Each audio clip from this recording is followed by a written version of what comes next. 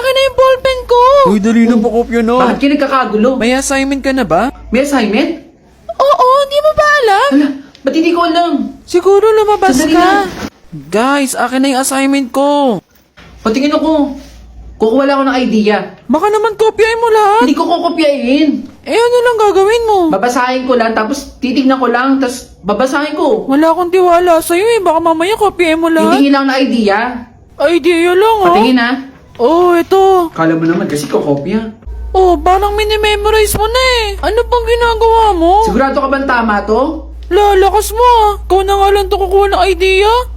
Kaya nga, Siyempre tama yan. titignan ko lang yung idea. Baka mamaya makopya mo pati pangalan ko ha. Oh, tingnan mo. O sige na. Basta sigurado kang tama to ha. Oh. Oo naman, walang tiwala. Carlo, ikaw ang may pinakamataas na score sa assignment. Hala, paano nangyari yun? Ako daw yung highest score? Oo, ang galing-galing mo talaga, Carlo. Bakit nataasan niya pa ako? Dahil dyan, Carlo, ikaw ang aming iti-train. Ikaw ang magiging representative ng school natin. Hala, assignment.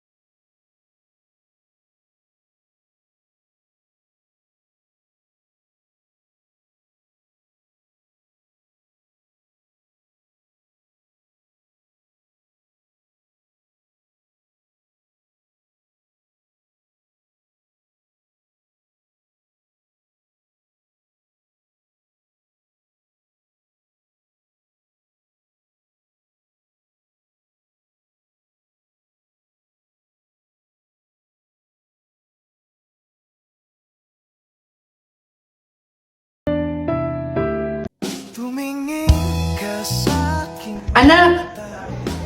Ma! Anong oras na? Bakit gising ka pa? Pinapanood ko yung Chinese drama na sinusubaybayan ko. Yung Forever and Ever. Dito, sa iQIYI. At saka kanina pa kita nakikita kang kinikilig-kilig dyan. Paano kung hindi kikiligin, Mama? Eh, ang gwapo-gwapo ng bitang lalaki dito, si Allen rin! At saka bagay sila no leading lady. Panoorin mo, Ma? Oo, sige nga. Panood nga ako. Pag ako hindi kinilig dyan, ha? Ito mo, panoorin mo. Utusan mo ko unlimited pag hindi ka kinilig. 你妈妈平时喜欢女孩穿什么？穿什么都可以，不用太刻意。不能随便。 Ay, tapos na? Huwag ka mag-alala, Ma.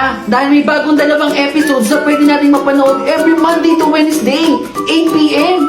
At kapag VIP member ka, may access ka sa advanced 6 episodes. Kung wari ka pang hindi kinikilig dyan, Mama, matulog na tayo. Tama ka nga, anak. Nakakakilig nga.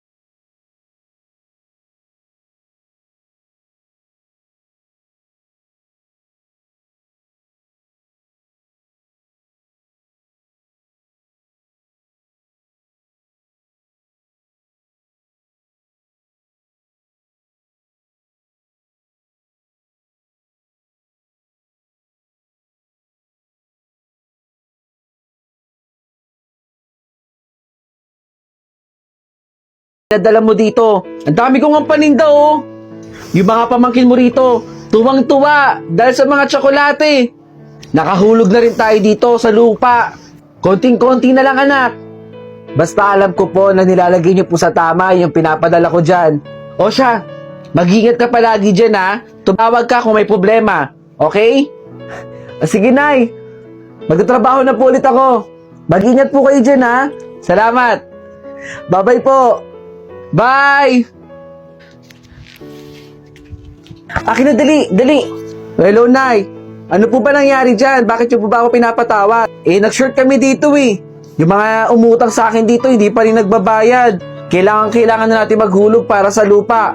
Yung pangarap natin, di ba? Sige po, magpapadala po ako dyan. Ngayon din po. Pasensya ka na, ha? Ngayon lang ako may kiusap sa'yo, anak. Pantay lang po, ha? Aayusin ko na po. Maraming salamat, anak. Napakabait mo talaga. Wala ho yun, Nay. Maraming salamat, anak. Aantayin ko na lang. Oh, mag-ingat ka dyan. Maraming salamat po. Mag-ingat po kayo dyan. Lumayas na kayo dito. Huwag niyo naman po kaming palayasin. Ang tagal-tagal na ng utang nyo. Babayaran naman po namin yung utang namin sa inyo eh. Basta umalis na kayo dito, hindi na kayo nakakabayad. Awa niyo na po. Huwag niyo po kaming paalisin dito. Nandito na po ako. Umalis na kayo dito dahil hindi kayo marunong magbayad ng utang nyo. Nak? Oh, ayan ba yung anak mo pinagmamalaki mo? Nay! Sabihin mo sa kanya magbayad ng utang. Ano po nangyari? Bakit po kayo pinapalayas dito? Sensya na anak. Nabound kasi ako sa utang eh. Eh mukhang hindi pa alam ng anak mo kung ano mga pinaggagawa mo dito eh. Sensya na anak. Bakit di mo sabihin sa kanya kung anong ginagawa mo rito? Tara na. Kailangan ko pa magpanggap dito na may paninda talaga ako dito kahit wala naman. Tara na. Huwag niyo tindin yung anak ko. Magsugal na tayo. Oo. Gusto niyo yun? Magsusugal tayo. Tara na. Ayan na. Narinig mo sa anak ko na magpapadala siya. Ibibigay ko sa iyo yun. Siguro di mo papalago mo yung sa sinasabi mong investment ha? At hindi mo ko i-iskamin. Mayayari ako sa anak ko. Nak! Ano ba nangyayari sa'yo? Bakit ganito yung mga scores mo? Ang bababa ng scores mo sa exam mo. Nagbubulakbol ka na ba o nagre-rebelde ka na? Gusto mo pa bang mag-aral? Sabihin mo lang sa amin kung gusto mo o ayaw mo na para hindi na kami nag-aaksaya ng pag-aral sa'yo. Sa susunod na exam mo, kailangan mataas na ang scores mo. Opo ma, pangako po. Nandiyan ka na pala. Nag-cutting ka daw. Sabi ni Joseph, nakita ka raw ni Joseph habang siya papasok pa lang sa school, ikaw, nakatambay ka lang dun sa harap na eskwela ninyo. Nag-aaral yung mga kaklase mo, ikaw nandun sa labas. Huwag ka na magsinungaling sa akin ha. Dahil papunta ka pa lang, pabalik na ako. Anak, alam ko yung mga bagay na ganyan. Huwag ka lang magpapahuli sa akin ha. Tandaan mo yan. Kumain ka na doon. Sige po. Nak, eto na yung baon mo. Nanonood ka pa? Hoy!